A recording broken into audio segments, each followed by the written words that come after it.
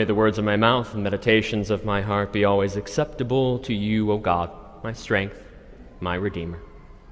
Amen. Amen. Please sit.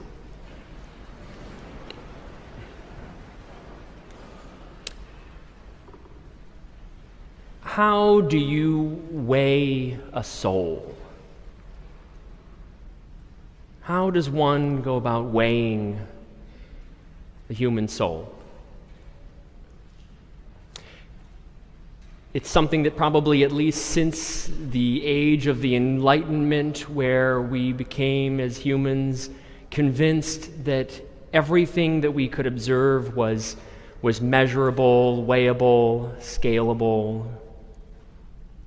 I had at least a couple of colleagues of mine tell me that it would be just so much easier to have faith with incontrovertible proof. And I think that's what's led, as humans, us trying to measure, trying to weigh the soul through, whether that's photography, trying to capture the moment of someone's soul's release to the heavens, whether that is in 1907, the scientist Duncan McDougall, who tried to weigh bodies, weigh humans as they died at the moment of their death to determine any loss of weight, and one time reported that somebody lost 21 grams, which then led a whole cohort of people to go off proclaiming that the human soul weighs 21 grams. They haven't been able to repeat that experiment. But it hasn't stopped us.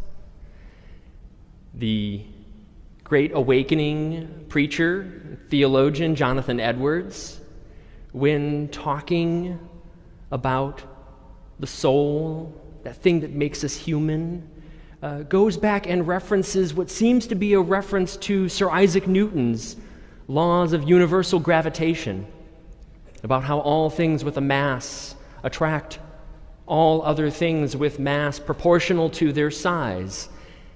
And he used that to capture the idea of our souls as having mass, drawing toward one another, and ultimately being drawn to that greatest of all masses, God, like a form of gravity that pulls us.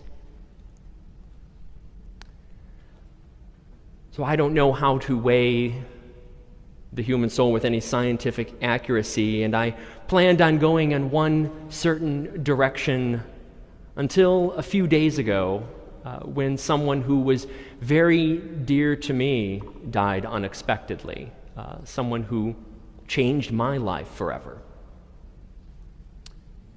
The Right Reverend Catherine Wainick, the 10th Bishop of Indianapolis, who died a few days ago,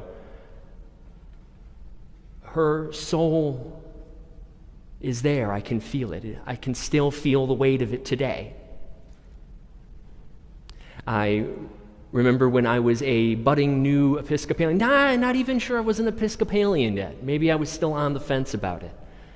And she was one of the very first people that welcomed me into the church. And this is from a time when I had never felt the experience of a bishop deigning to welcome me to anything before. When I got to a place where I was thinking maybe I was ready to make a mature commitment to my faith, to make those vows of my confirmation, Bishop Wainick was the one who laid hands on me and confirmed me in the church. And when I came to her and told her that I think maybe I'm feeling a little pull from God, I think maybe it's a call toward ordained ministry, the priesthood.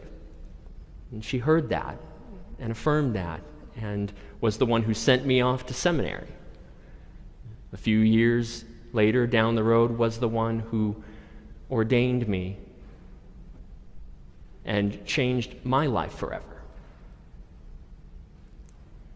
And I can feel the weight of her soul, the mass that it had in changing the trajectory on my life forever, just as much today as before. I would hazard to say that most of us here, whether you're gathered here with us on this evening for a general sense of praying for the souls of those who have gone before us, or you have a specific person in mind that's very present to you right on this night as we gather to pray, I would guess most of us know that feeling, to be able to feel the weight of another soul, and how you would observe that though that person may have died, they're not dead and gone, but you still feel the weight of it today. As I'm looking at a church, and it's very much on my mind at this time, the souls of all of the hundreds and hundreds of people who came before us, many of which are listed in our bulletins as the founders of this community, the founders of this place. They made it a point of saying, we can shape the lives of one another for the better. And that is an impact that won't go away even after they have died. And it's an impact that started before any of us here in this space were even born. Before Catherine Wainick was born. At the beginning of her life was already set on a course for the changes and chances that would come her way, leading her to being one of the first women ever ordained in the Episcopal Church, leading her to be one of the first female bishops ever consecrated in the Episcopal Church, and changed the courses of countless lives on her path through this life. And that's a weight we can still feel today.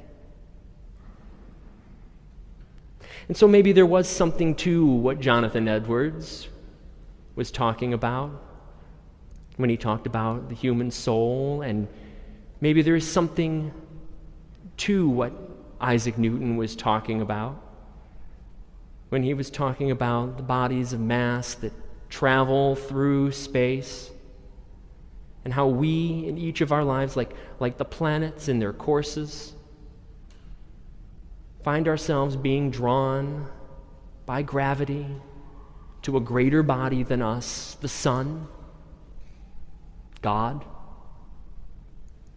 And that while we're on our paths, we will find the courses of our lives shifted and altered by the other celestial bodies that move through this universe, other planets, other lives.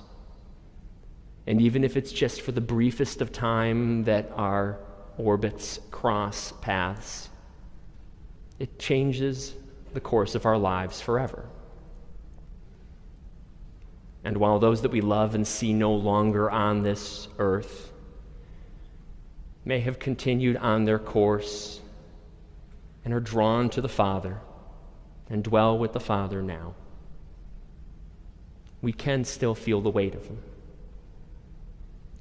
And so on this night, when we can celebrate the promise that was given to each of us and to all who came before, that our deaths are not the end of the story, but the end of this chapter of our lives, and we can give thanks for the weight of all those who came before us and shaped our world and shaped us.